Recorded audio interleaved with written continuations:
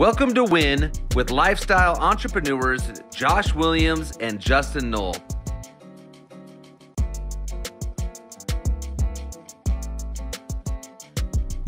Each week, we will be bringing you inspiring people or messages to help you win in every aspect of life.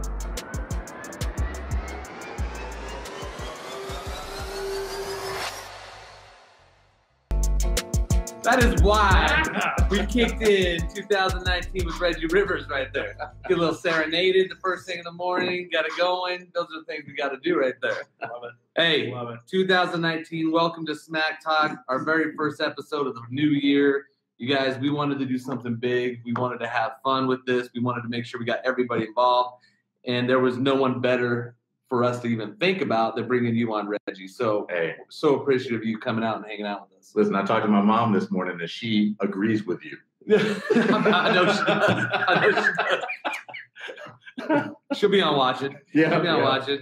That's right. What's up, Mom? What's up, Mom? I love it. Love it. Welcome. You doing good? I'm good. Good holidays. Had a great holiday. We went to Vegas. I actually won money while I was in Vegas. Now, that does not happen. Yeah. I only play poker. That's the only game I play, but I'm a late night poker player. So put my wife to bed, keep my son and his buddy are in bed. And so at midnight, I'll go down to the poker tables, play for like 3 hours. Half the tables are drunk and I'm always sober. That's useful. I make my money and I leave. This is the greatest strategy ever. Yes. Yeah, you know what? That strategy does not work for me. No? I go down there. I'm also sober. I seem to lose every time. Someone's a better poker player than the other one. I don't know. So you got to know how to play against drunk players. Right? Oh, you have to be careful. You have to tread carefully. They're not rational. Yeah. But you have to prey on their irrationality. I love it. I love it. I'm not playing poker with you. Oh, come on, man. It's not happening. Come on. You're invited. Yeah. We're having a game tonight at my house. Come on. Reggie's has to poker. Bring $100. Yeah, 100. Hey, we know you won big. What are you going to do after the flop? Where's my time? Like one hand. Come on, Joe. Some of us are big ballers. You can tell by the dress. You know, they were commenting on my outfit this morning. You know, we got Justin looking good. We got Reggie looking good. You know, those guys are both business, and then you got me. But it's Friday. It's January, I don't even know, 5th? I don't even know. Right? See, you know what I feel like what we have going right here. This is like the Big Brother program, and this is our little brother, right? So we're a couple of professionals, and we've got a young person that we're trying to mentor in the business. And I appreciate that. And we want to just you don't have to wear a tie, but you might want to wear a shirt that's not made of this material. Yeah. Done. And it's like 60 today, so I'm already sweating. It's good, you know. Right. Man. I love it. I love it. Well, we want to kick off the new year with just some good storytelling, figure out a little bit more about Reggie, some things that you are doing now. You are very immersed in the business world. You are doing all kinds of stuff. So we'll talk about that. We just want to give the crew out here some inspiration for the new year. And hopefully this does that. We can kind of get this thing going. Because I was just talking to staff here. It's like we've had a month off. Yeah. I mean, we're not working as diligently as we possibly could, I don't think. But we've got to get that back going. I think that starts now. Sure. And so that's what we want to get going. So I don't know if it starts now. It might start Monday because my outfit will look better on Monday. But today we're just going to kind of get after a little bit, right? But Monday is when we go. it's for you. Monday, yeah. So get after it. Reggie will be working. You'll be working. I'll be working. But with that being said, man, tell us a little bit about you, Reggie. This is why you need a mentor. Here it is. It's 8:45 on a Friday, and he's saying Monday we're gonna get after it. You got all of Friday. What are you gonna do today? Make today your best day. I still have a lot of time left. Right. Make today your prep day. Yeah, that's right. For Monday. For Monday success. Love it. Love it. So funny. So yeah, tell us about you. I mean, obviously we know you were a Broncos player, and that's awesome and everything. But as we were talking before, there's so much more depth to you than that, and that's something pretty incredible in itself. But I want to know everything you're doing now. But we talked also at the beginning. One of the things that I am so just respectful of is you were the 2-time NFL Man of the Year for the Broncos. That is like never mind the game itself, but the things you did outside the game, because you see so many people right now in their craft are so immersed in just their craft, right? And they forget all the other stuff, but you took it to a new level. What was that? How did you do that? How did that happen? Or tell us more about you first and then get into that. Okay, well, no, I appreciate that. And, for me, I was a Bronco, but I also kind of recognize that I'm a person. Yeah. And, you do kind of get reduced to the jersey. I had to remind myself when I would walk into an opposing stadium and everyone's screaming at you and yelling obscenities and saying things about your family. So, what would they say? I'm just kidding. Keep going. Keep going. I would have to remind myself that they're not talking to me. They don't know me. They're angry at the jersey. If I came into this stadium wearing a different jersey, they'd have a different reaction to me. Right. And so, and you have to do the same on the flip side, that when you walk into Mile High Stadium and everyone's cheering and telling you how wonderful you are, well, they may not know me. They're cheering for the jersey. And so you learn to not take too much of it personally, that, you are a Denver Bronco. It's cool. It's something you dreamed about doing, but it doesn't redefine you. You're still a human being. You're still a person. You still have obligations to people in your family. You still have obligations to the community. And so growing up as the son of a Baptist pastor in the church, we were always doing things in the community. We were always going to mow Sister McIntyre's lawn or help somebody with something. And so when I got here, it was like, well, how else do I integrate myself into the community except doing things in the community? And so it was the way that I made all my friendships. It was the way that I fell in love with Denver. And it was really, and I got those awards. It was kind of weird to get those awards because I feel like, okay, I went to this homeless shelter, I went to this school, or I went to wherever, and I visited, and I get a lot of praise for that. But those teachers are at that school every day. Right. They're not getting a trophy. Those people working in the homeless shelter are there every day. They're not getting a trophy. I got a trophy. We're just going. Right. Like one time. Right. Maybe twice. Maybe twice. Well, but that obviously you just said that started growing up, right? You grew up the son, what'd you say? Baptist pastor. Baptist pastor, right? So, I mean, that had to start that foundation in your life. So tell us about how that was growing up. You grew up in southern Texas, is that right? Yeah, and mostly in San Antonio. My dad was in the Air Force, so I was born in Dayton, Ohio. We lived in England for 5 years, lived in Greece for 3 years, then Florida for a year, then moved to Texas when I was in 5th grade and stayed there through junior high, high school, and college. I went to Texas State. I know that neither of you had the grades to get into Texas State, but it's okay. It seems like you're doing okay, except for Josh. I was just trying to figure out where that's at. San Marcos, Texas. Don't act like you don't know. Don't act like you don't know. But yeah, so my dad was in the Air Force, and then when he got out of the Air Force, he became a deacon and a pastor in this church. And I, 4 siblings, all of us. It's funny. I have a sister named Jackie. She's the middle child. I think that we're all pretty nice people. We all get along with other people. Yeah. But Jackie is so nice. She makes the rest of us look like Ike Turner. Really? Oh my God. I was just talking to her last week, and I was like, my God, this woman is nice. Let's get her on here. Yeah, Texas, we gotta travel. She would have had more compliments for you. Like, right, I've been rude to you. Right. She would have been uplifting. She'd be like, Josh, that material is nice. That is beautiful. It may not go great with today, but that is a great shirt, Josh, right? On Monday, that would have been great. Yeah. No, that's awesome. So tell us a little more about that.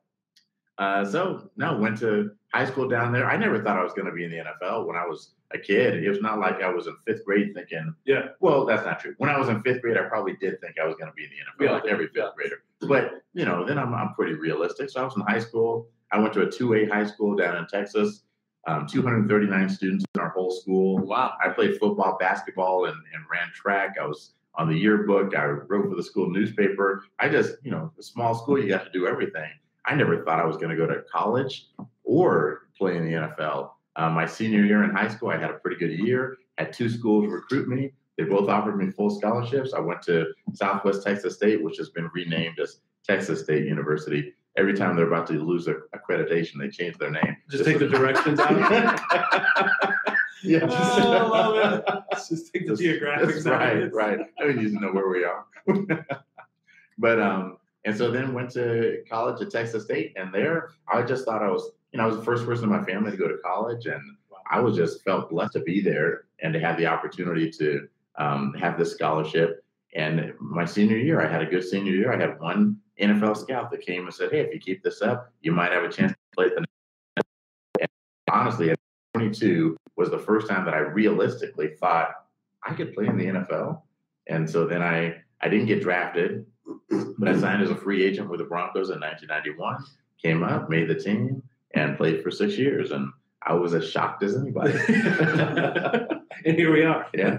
Holy cow. So that experience of signing, coming to Denver, have you been to Denver before? No. This is all just crazy. Yeah. How was your family? Were they freaking out? Were they just... Yeah, they were, super excited for me. I think that when I came in, my expectations were so low. Yeah. Like I almost didn't come to training camp. So when I graduated, I had 5 job offers, 3 with 4 newspapers and Procter & Gamble.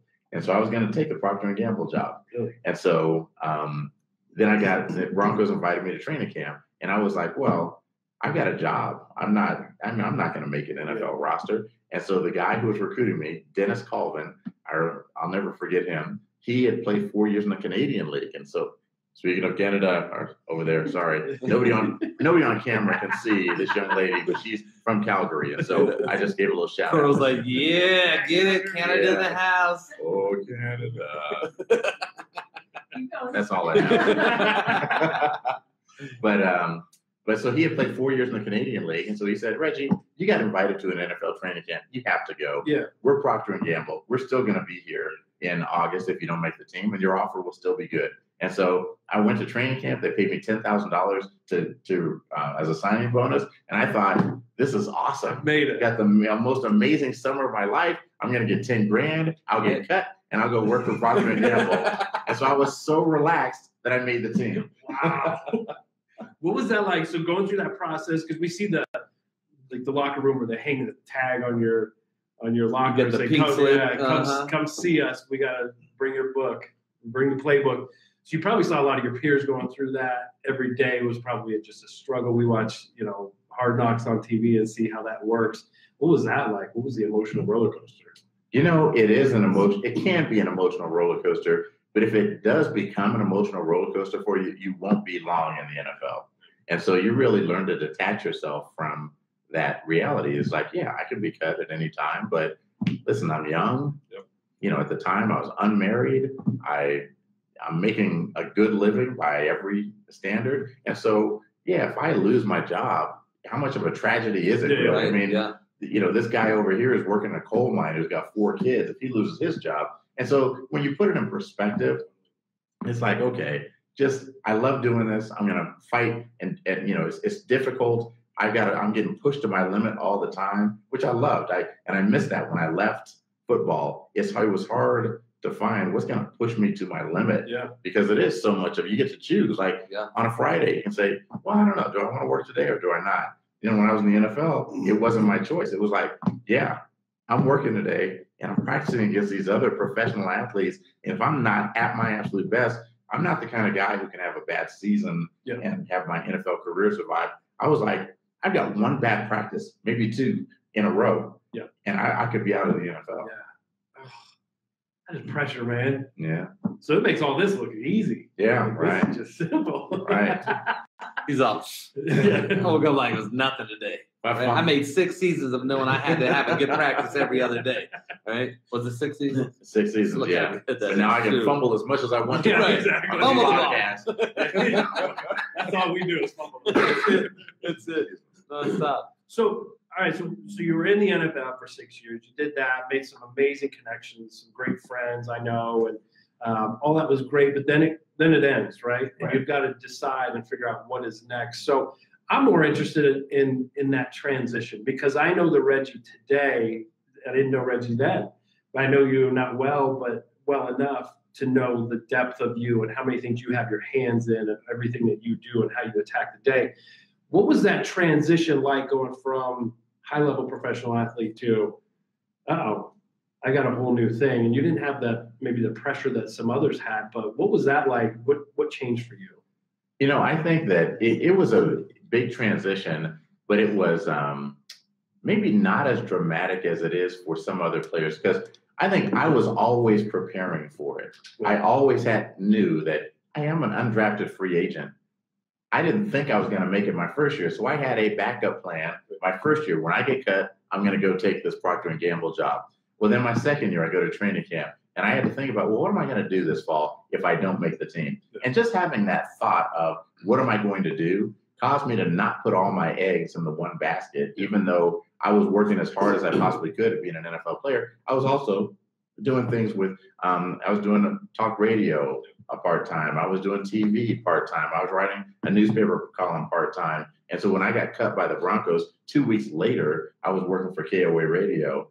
And, for me, it's always been my mentality that I'm focused as hard as I can on the primary thing that I'm working on, but I always have these ancillary activities going on that are just a part of my life, and that I don't get still on them.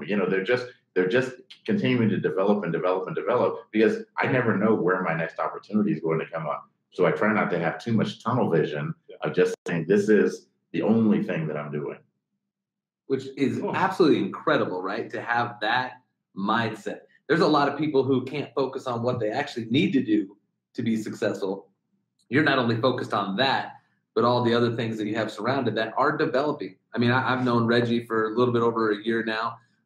And in 1 year, I've been like, what the hell? This guy has got his crap together. I'm trying not to cuss, because, just that's the first thing that comes to my mind is let's get this a little more than what it is. But that's right.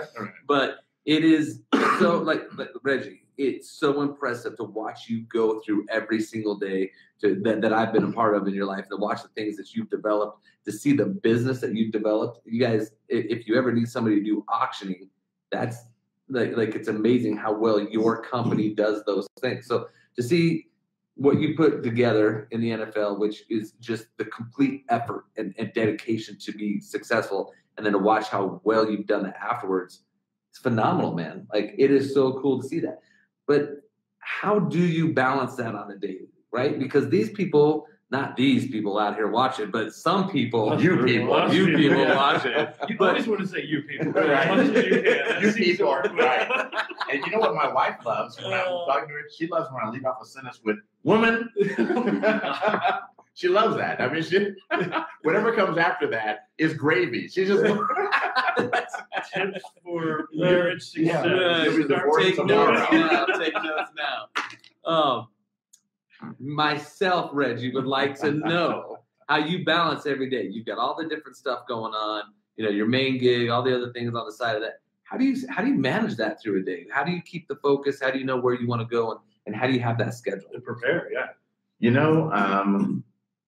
That's a good question. I don't exactly know how to do all that, but I do know that from a mentality, I think of it like I think a lot of businesses have to think about themselves, that you have to deliver whatever service you're delivering, but you also have to be doing research and development. You also have to be planning for the future, financing, budgeting, all of that. You also have to be hiring people. You also have to, there's a lot of things that you have to do. And businesses that don't do that get caught off guard. That the taxi industry never saw Uber and Lyft coming.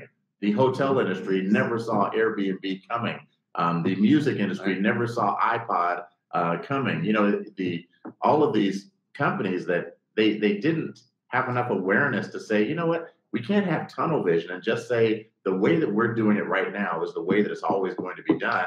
The reality is, the way that we're doing it right now is the way that it's done right now. But let's keep our eyes open and our ears open just to be aware of what are people doing in other industries that might apply to our industry, that what can we steal from some other industry that might make our business a little bit better. And so, for people who are watching this, they don't know what my business is. So I have a company called Corporate Kickoffs. I'm a corporate motivational speaker. And so I speak about leadership development and teamwork, and using a lot of lessons that I learned in the NFL. There's the other side of that business is benefit auctioneering. And so we do big charity galas. And so last year, I think we did 97 charity gala fundraisers. We helped raise more than $12 million for the nonprofits we work with. And so that the auction side of the business is the part that is really the driver of our energy and heart, and the corporate side kind of pays the bills of the business. And then I work with Josh at Universal Lending. I'm the director of business partnerships at Universal Lending, and I've been there for 4 years. And so those are the that I focus on doing. But I think all the time in my business of, the way that I run the corporate speaking and the auctioneering business, all the time I'm leaning on other industries and things that I've read to say, how can I apply that to my business to innovate and create new ideas? So what do you read? I know you're a prolific writer, and I want to talk more about that, but as a writer, you're also a reader, right? And so where do you get your stuff? Are you a fiction guy? Are you everything? Are you reading newspapers? What does that look like? I read a little bit of everything. I am a big fiction reader. Yeah. And I love crime stories, mysteries. Elmore Leonard is one of my favorite authors. He writes all these books about small-time criminals. If you saw the movie Get Shorty with John Travolta, that's a typical Elmore Leonard kind of story. Donald Westlake is a similar author who writes similar things. I read all kinds of business books. Right now I'm reading a book called Scale, about how do you scale a small business and the stages of business. I read online constantly. I keep up to date on what's happening in the political scene and all the craziness that's going on. I don't. Sometimes I wonder. Fictional. Yeah, right. I know, isn't it? It's crazy, but it is entertaining. Yes, to say the least. Absolutely. Yeah. Do you have specific time when you read, or you just whenever you can? I just read whenever I can. I carry my iPad with me pretty much everywhere, and that's a whole library of books. And so I eat probably half my meals by myself, and so when I'm eating, I'm reading almost always. That's great. Yeah, that is great. So that obviously helps prepare your mind and get everything going. I'm transitioning into reading more over the last couple of years. It just changes everything. It's a muscle. But the writing side. And so I remember my mom was like, I've got to get this book. It was the HOA Highlands Ranch. Right. Was the name of the book. It's called My Wife's Boyfriend and Our Feud with the Highlands Ranch Homeowners Association. It's hilarious. I'm like, wait, is this real? Is this true? And everybody's like, this is a real story. But you are a fiction buff and writer as well. What are you working on now? And is that still a part of what you're doing? So I've published 6 books. Yep. 3 of them or 4 of them are kind of set in the NFL, and then a couple of them are satires outside of them. The one about Highland Ranch is a satire. It's not true. It's fiction. As far as I know, my wife doesn't have a boyfriend, and we've never lived in Highland Ranch. But I feel like for 20 years I wrote every day, and I never got writer's block because I never wrote when I didn't feel like writing. I would just, if I didn't feel like writing, I wouldn't write. But I also learned, it is a muscle. Everything, business development, writing, everything is a muscle. And so what I discovered was that the inspiration of writing, I have to be in the right mood to have that inspiration. So I'm going to have the idea. Let's say I was going to write about us doing this podcast. So Josh, Justin, and Reggie are going to get together and do this Facebook Live podcast. Well, that's an idea. Somewhere I have to have that idea. I'm going to have a character named Coral from Calgary, and we're, the setting, we're going to have this view of the mountains, and that all of these are ideas. Well, then once the idea, there's a lot of blocking and tackling. It's like, okay, where's the office located? What does it look like when he walks in the door? What do they talk about when they first arrive? That to me doesn't require so much creativity. And so on the days I didn't feel creative, I would do the blocking and tackling kind of work. And then on the days I was inspired, I would do the ideation kind of in general. And so I try to take that idea into everything that I do, that every day you don't feel inspired. Every day you're not going to have this brilliant epiphany. But between the epiphanies, there's a lot of simple blocking and tackling that needs to be done, and focus on that when you don't really have the energy for the inspiration. Okay, this helps tremendously. I'm in the midst of writing a book with my mom, and it is, you do wait for the epiphany. You wait for that moment of like, oh my gosh, this is going to be amazing. And then that rest of the time, you're just kind of like, what am I doing? It feels like there's a lot of downtime. I'm stealing it. Sure. I love it. The blocking and tackling, the structure of it. Holy cow. And the descriptiveness of how you go about that is crazy. Like, I've never put that, like, you just wrote a book about our podcast. Like, Right. I mean, the whole way you put all that together about, coming in and the view and our character Coral. I freaking love that she's just sitting over there right now, right? Just looking, right? Right. But like that, and then how you take that into your daily activities, on how you've got all the tackling and blocking, all the things that go along with that. Like, man, I hope everybody either listening to the podcast or watching it, on Facebook Live, understands that concept, because there is so much that goes into that we can do on a daily basis that, man, Reggie, I've never even thought about it like that. Like, that's creative. I know you think that's the not creative part, but for a lot of us, that is super creative right there. Right. Well, I think I worked for a couple of years for Newmont Mining Company in their innovation department. Really? And so I learned a lot from this guy named Ergen Larson. He was the director of innovation, about how you create and nurture ideas. And so the worst thing that you can do is be the person that blows out candles, right? When an idea is new, it's just like this little flickering flame. It's just starting to come up, and somebody comes along and blows it out. Says, no, that's not going to work. And, you have to learn that, when these ideas, whatever it is, are first generating, don't blow out the candles. Just kind of let them burn and let them go. So this is your kind of the beginning stage of ideation. Then some of these ideas are going to move into proof of concept. Then they're going to move into technical validation. Then they're going to be deployed into your life in some way. And so I think that sometimes we're too quick to dismiss the ideas that we have. We're too quick to share the ideas. I think really that's part of the problem. When you have a brand new idea and you're thinking of something you want to do and you share it with people, what happens? They blow out the flame. Right. And then you lose your own flame. Right. These ideas are too new. They're too fresh. They're too fragile. They're too whatever it is, that they can't survive your significant other saying, well, that's not going to work. Or your mom saying, well, that's not going to work. Or your kids saying, well, that's not going to work. Right. All it takes is for one person to say, well, that's not going to work. And you're off the diet. Or you're off you're not going to college anymore. Why you got to bring that up? Well, because, look, it buttons. You want to know why I wore this shirt today, Reggie? Because it's an extra large. That's why I wore this shirt today.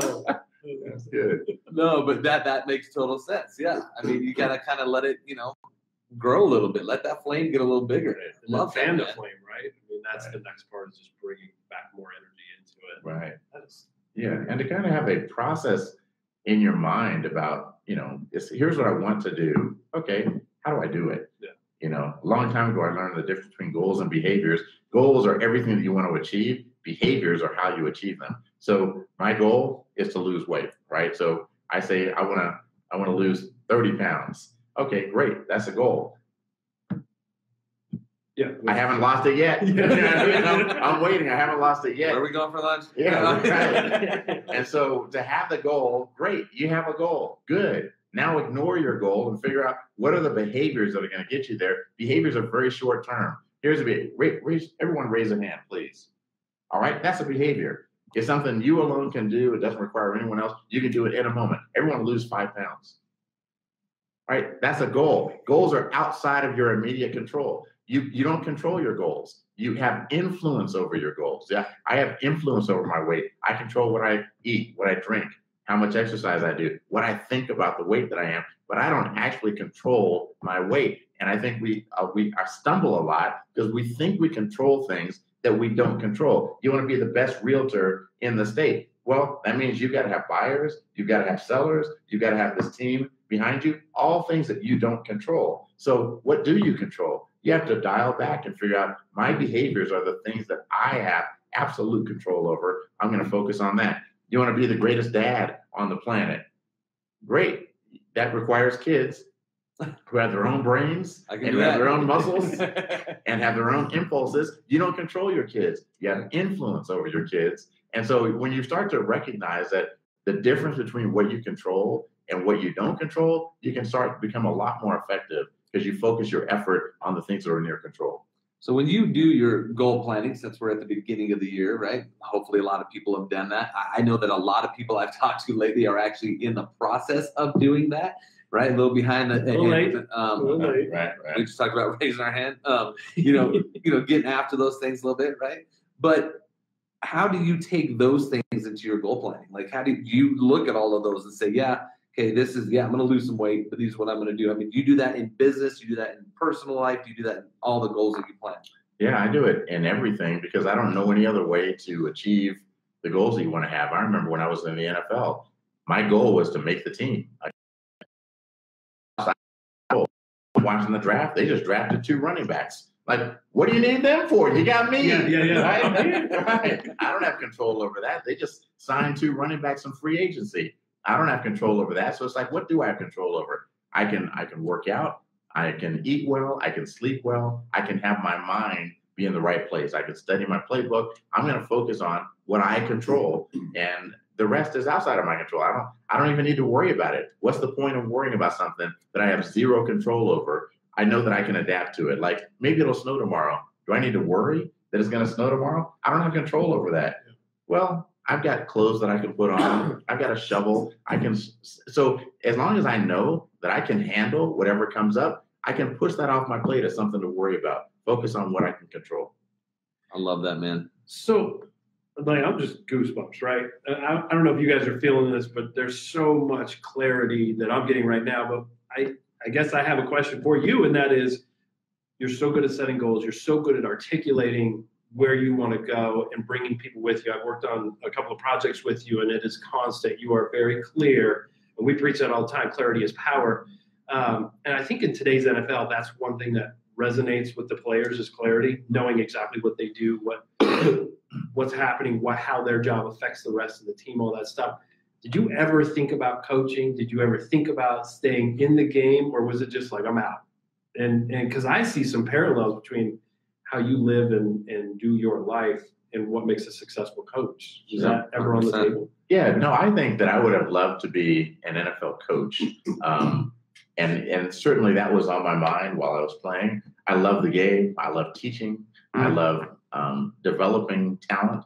But once I was in the NFL and I actually saw the schedule that the coaches live, I'm like, I don't know how these guys stay married. I don't know how they ever see their kids. Right. I don't know how they do anything. You know what? This is probably... It's a job offer from... It's my wife calling me to say, hey, are you done with that podcast? But so... Woman! Right. Hey, right. He's joking, honey. He's joking. He didn't mean it. I didn't mean it. But yeah, it's I would like to coach at that level, but I couldn't possibly with that schedule. Yeah. Then I thought, well, would I like to coach in college or high school? Or, my son is now in high school and his coaches are always begging me to coach. And I just have realized over the years that I don't have the tolerance for that level of coaching. I think if I was a former NASCAR driver, I would love to teach other NASCAR drivers how to drive fast on NASCAR tracks. I wouldn't want to go teach driver's ed. And so when I'm at my son's practices, I look and it's like, wow, this is driver's ed. This is the beginning. And I know that I could be influential, but I just know myself, that's not quite where I want to be coaching. So you put yourself in positions that you want to be, that you know you'll succeed, and you'll have an impact. Right. The power of no, we talk about that quite a bit, is having the ability to say no. I don't know how you can stand that pressure of your son's high school team coming to you and saying, please help us. We'd love to have you, and still being able to say, no, it's not what's right for me. Right. That's impressive. I know so many people just take it on just because, they asked. Yeah. So, I'm a yes before no guy for sure. Yeah. I tend to say yes to everything. I believe that's kind of life, that say yes a lot. Right. At Universal, we have loan officers who will say, hey, I'm trying to get appointments with realtors, and I can't get them to go to lunch with me. I can't get them to have coffee with me. I say, well, who calls on you? Yeah, like when reps and other people come through our building, do you go to lunch with them? Well, no, I'm really busy. You better start saying yes. Right? Start saying yes. Because if you want people to say yes to you, you've got to say yes to the world and build up your yeses. And it's interesting that when you start saying yes and you go to lunch with that title rep and you're observing and you're like, wow, this title rep is a good salesperson and this is a good strategy and they do a good job of building a rapport and all that. And you start to learn things that you can emulate and you start to become better at your job. So I believe in saying yes. But I've also learned that there are limitations. I have to say no, and when I do say no, it has to be a clear no. I've heard that maybe is the most devastating thing that you can say to anyone at any time. Is like, hey, can we count on you to bring the cake to the bake sale? Well, maybe I might be able to do that. No, that is a yes or a no, period. And for me, it would be no. I could bring some sodas. I'll bring some water. Yeah. It is true though. Like you have to at some point define, the yes and no. I know that like that's some of the things that in the business I've had to tell people, look, it's black or white. It's we've got to go from here. This is it, right? It's either yes or it's no. That clarity that we speak about in business, when you do that, I think the clarity is so much there, right? When there's ever a gray area, people think there's you're saying I have a shot. Right. You're saying there's a chance, right? Right. No, there's not a chance, right? There's not a chance. Or yes, there is a chance, and here's why. So I think that's super important that you know that in your business. I think it's important that all of us know that in our business, that you do have to define a yes or a no. Right. It's hard to live in a maybe world. It is very hard. And people appreciate clarity. Yeah. We work in an industry where people are trying to buy homes, sell homes. There's a lot of uncertainty sometimes. Am I going to qualify for this home? And we want to keep hope alive as much as we can. Well, yeah, this is going to work out, and no, that's not going to be a problem. But sometimes they really need the clarity of, hey, listen, it is possible to do this, but here are the steps that are going to happen to get it done. And so, I think people can live with clarity. It's hard to live with all this gray area maybes. Yeah. It's so frustrating. All right, so we've got these people out here checking us out. We always try and give them some helpful tips. I want to know what's on deck for 2019 and beyond for you. Is there anything new that you've got going? And then maybe some things that you've seen successful people do in and out of sports, in business, whatever. But just maybe some consistency, some habits, some tips that you can give people out there. Just keep it simple. Anything you can do with that, and then we got to talk about our fat kid moment. We do every week. We talk about being fat kids. Okay. We keep it real, man. We are to our core, literally to our core. It's fueled by gravy usually. We talk about our struggles with our love of food and the good food. Yeah. So we'll talk about that. But I want to know what's up next and how we can help people out here. Sure. Well, for me, this is a big year in my business to get automated. Like we have, over the past 2 years, we've really been automating a lot of our back end processes to the point that I would say automation is now 2 employees.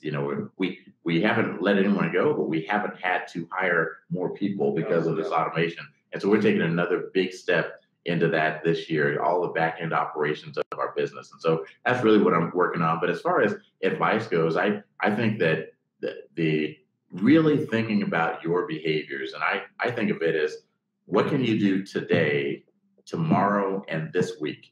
Really, you only control your behaviors today. I mean, we like to think that we control our behaviors in the future because we make reservations. Hey, I've got a flight 3 weeks from now. I've got hotel reservations 3 weeks from now. I've got a rental car waiting for me 3 weeks from now. We think that we are controlling our behavior in the future, but anything can happen between now and then that would cause us to cancel that vacation, right? Yeah, we could absolutely. get sick. Someone in our family could pass away. Anything could happen that would change that. So you don't really control your behavior in the future. You only control your behavior today. And because it's hard to plan your life around just what I'm going to do today, I extend that to 1 week.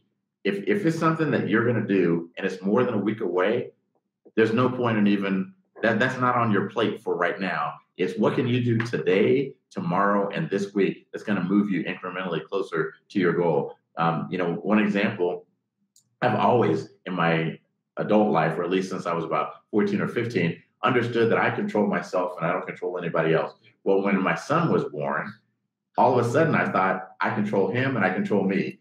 And it was when he was 4 years old, we had to have our first real father-dad conversation where I had to sit him down and say, Malik, I don't know if you're old enough to understand this, but I feel like as your dad, I have to explain it to you.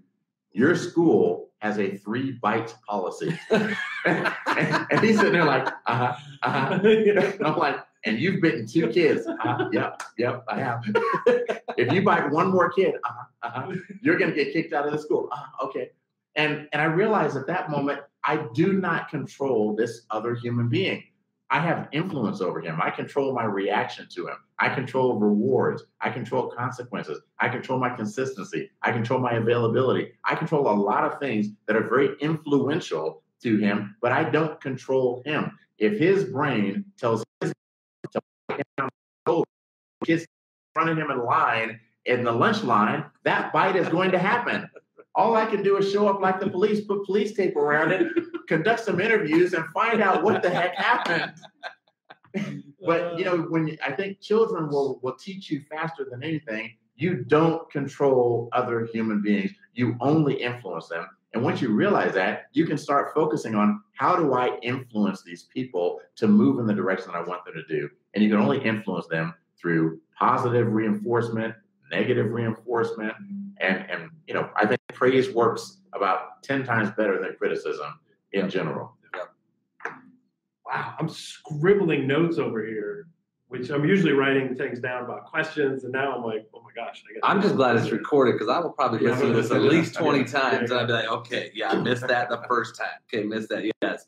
No, I mean, you come with so much knowledge that, man, it's just incredible. It's so fun to hear you speak about the things, and your passion about every piece of it is just like so, like it's. I mean, we just feel it, man. It's awesome. I love it. I love it, Reggie. This is good stuff, man. This is good stuff. Anything off the cuff, and then we'll hit our.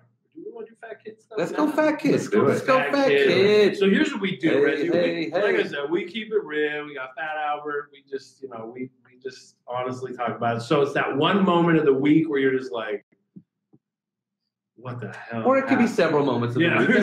Right. We don't judge. It's good. I mean, it's whatever it is. I'll just get it going, right? So fat kid moment of the week. Were several. And so I told myself I bought a Peloton bike. You did I did. We have one of those in our basement. Do you ever go to the basement? Twice. But not to use the Peloton.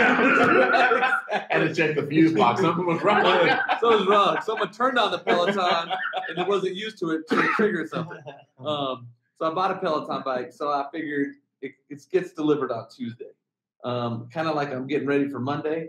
I'm preparing to weigh the most I could possibly weigh come Tuesday, so I can have a really great weight loss after that. Right. Okay, so this last week I got after it, man. It's just been bad. The other day I said, okay, I'm going to eat good. Well, my daughter had friends over, so I made French toast, bacon, sausage. That didn't go over well. Yeah. For lunch, I'm like, okay, I'm going to go get a salad or something, but I was in a hurry, so Taco Bell looked real good. And everybody knows Taco Bell's not good, but it was that day, right?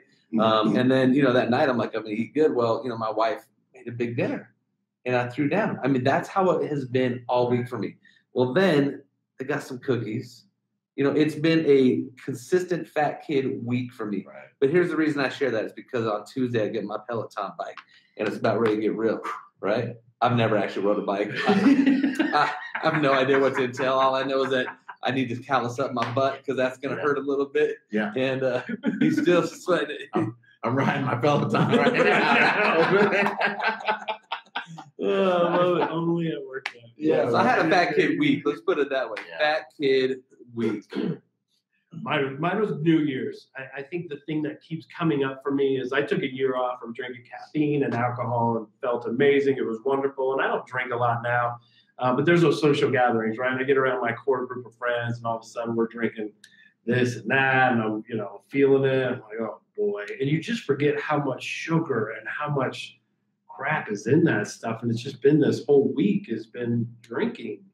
And not at home. I don't drink at home. Yeah, but just out socially. I mean, I went to a hockey game the other night, and I had a Hennessy and pineapple juice. Oh. You had a? What? I had 3 Hennessy's and pineapple juice. Yeah, exactly. Peloton bike, get it going again. Get it going. We'll be doing this from Josh's basement now. Right. Taking turns on the Peloton. But the other thing that it does is it triggers for me something else, right? So the drinking is this thing. And now I got the sweet sugar. I got this going. And now what do I need? Oh, you need something. I need some dessert. chips. I need some something. sauce. I need something. So I find myself at our friend's house on New Year's Eve having a drink, and then I'm over at the snacks, and I'm doing this, and I get home, like I consumed, I can't tell you how many BS calories that I didn't even want, need. There was nothing there. It was just this going from this to this, right? And it was just, I caught myself when I got home, like, what? This is not me. This is not who I am now. That was me a while ago. In the moment, I was. Did you enjoy it? Oh my God. So good. Chips and queso. Oh, Like, yeah. oh, it's so good. And then the cookies, and I'm just like, you get in the car just feeling so sad, right? Just dejected and like miserable and worthless. And how am I going to win tomorrow? But that to me was something I needed to show how quickly it can happen and how one thing can trigger the other. That to me was case in point. We need those reminders. But I'm ready. It's on now, man. I'm Get it. Well, I had, we went to Vegas for a week. Oh. And whenever I go on vacation, I eat as if I'm trying to set a record, right? I mean, like, we were on a cruise a few years ago, and there was a couple from Nebraska that gave us a run for our money. But my wife and I are both former athletes. It was like, we can eat. It's like, give me another piece of that pizza. And these people are not going to humiliate us. But I came home, stepped on the scale, and for the first time in my life, I was over 300 pounds. Wow. I was 301.5. And so I'm like, wow. I mean, when I played in the NFL, I weighed around 200, between 200 and 225. I remember being 243 sometime after my career. And I remember thinking, oh my God, that's the heaviest I've ever been. I felt like a fat pig. Right. Like, what is wrong with me? This is awful. And it just goes to show that how we think about the number we are matters. Because when I was 243, I felt horrible about myself. But if I woke up tomorrow and I was 243, I would rip off my shirt and run through the mall. I mean, I would be so proud to be 243. And it's just a reminder, it's just a number. How we feel about that number matters, because how we feel about it causes us to release all these hormones in our body that either keeps us fat or gets us skinny again. And so now I'm on a diet again. And when I do diet, I know I take the same approach that I took when I was in the NFL, that I don't try to solve the whole world problem of my diet. Like, I don't look at my entire diet and say, I've got to change all of this, even though realistically, I do need to change all of it. So I just say, you know what? The Mike and Ike's, the hot tamales, and the sodas. If I just cut out those three things, I will probably cut out about half of my calories in my diet. And so that's all I'm focused on. Just the Mike and Ike's, the hot tamales, and the sodas. Just quit doing that. And then when I get off the sugar addiction, maybe a little bit, and then I'll choose something else that I'm going to try to remove, and just try to take it inch by inch rather than trying to bite the whole thing, because I know I can't do the whole thing. Yeah. And then when I inevitably fail, we all fail. We all have our moments. When I was a player, I would fumble the ball, right? I'm running in the game and I fumble the ball. I learned how to just put that behind me. Yeah, I fumbled. That sucks. I didn't mean to. Yep. It's not what I do every play, but I did that one. Now I got to move on and go and carry the ball again. And so I try to do the same with my diet. Hey, I cheated on my diet. I went to the movies and I had a Slurpee. Dang it, I shouldn't have done that. But that's in the rearview mirror. Man is a creature of constant beginnings. We get to start over every moment, all the time. Yeah. Man is a creature of new beginnings. Of constant beginnings. Constant beginning. I didn't invent that. That's a quote from somebody. Man, I love that though. I'm gonna remember that. That is huge. I'm gonna have a constant beginning right after this when I go get myself a donut, and then after that I'm gonna have another constant beginning. Right. Talk a about salad. Right? Yeah. I won't wear this shirt every week. I promise you. So something somewhat coincidental. So it was about 3 years ago I made that choice. I hired a trainer and was like, no, I'm changing things. I stepped on the scale at 301.5. And where I'm at now is between 235 and 243. Wow. Is that funny? Wow. I'm like, So are you taking your shirt off and running through the mall? Nobody wants that. Oh, but Nobody wants that. But inside, the 301.5 301 is like, whoo. Yeah, that guy would have ran. Yeah, oh yeah. And now I see what 240 is and just, Like I'm still not ripping the shirt off. Yeah. That's So, great. wow. That's inspiring. It makes me know it's possible. It's possible. Right. It's possible. So, wow. Okay. I love this. Man, this is, you want to hang out all day? We'll just stay on all day. Right. Love it. His wife's only called once. We're good. Yeah, right. Stephanie, it's okay. Send him home. By the third call, then you know you're in trouble. We gotta go. Anything else for the good of the world? Anything for the... No, you know what? I appreciate you guys. I have known both of you for about a year. Yeah. You're wonderful human beings. You're great business people. You're great family men. I appreciate having you as my friends. I know today's not Thanksgiving, but why can't we give thanks? That's right. On January 4th, 3rd, 4th? The 4th. It's the 4th. I said the 5th earlier, so I'm glad one of us will get it down. That's good. Yeah. So today is Thanksgiving. Yeah, today is Thanksgiving. Well, thank you, Justin. Thank you. Thank you, Josh. Absolutely. Absolutely, Reggie.